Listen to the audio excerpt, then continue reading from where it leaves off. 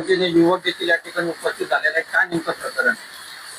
परवा 2018 तारखेला संध्याकाळी काही RSS भाजप प्रणित हिंदुत्ववादी मातंग यांनी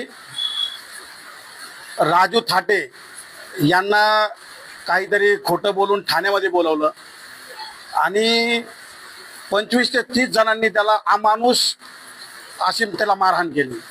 त्याच्यावर जीवघेणा हल्ला केला. हा हल्ला एक राजू थाटेवर नसून हा हल्ला बौद्ध समाजावर आहे.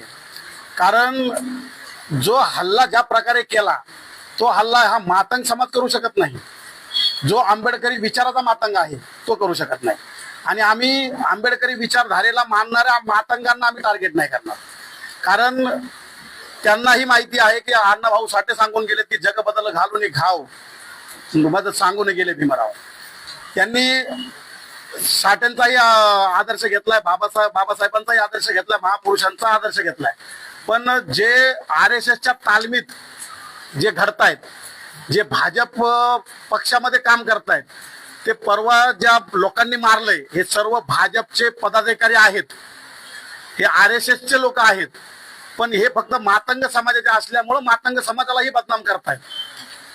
पण जर यांनी आमच्या बौद्ध समाजावर हल्ला केलाय तो पण काय सांगतोय की जय श्रीराम बोल, जय लहुजी बोल, जय अण्णाभाऊ साठे बोल.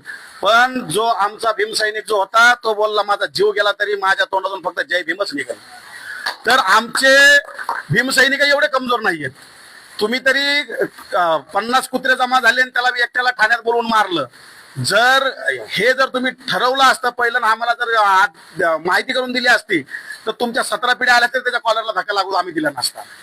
पण आम्ही आजही सांगतो, तुम्ही आजपर्यंत तुमच्या नेत्यांनी महापुरुषांबद्दल अपशब्द वापरले आणि एवढेच नाही, परवा थाटेला मारून यांचा कालचा मातंग हिंदू मातंगांचा, RSSच्या पाळलेल्या मातंगांचा कालचा मेसेज आहे की सचिन साठेच्या केसालाही धक्का लागला तर आनंदराज आंबेडकरांचा आम्ही सत्कार करू. सत्कार करू म्हणजे तुम्ही मारणार आहात आंबेडकरांना?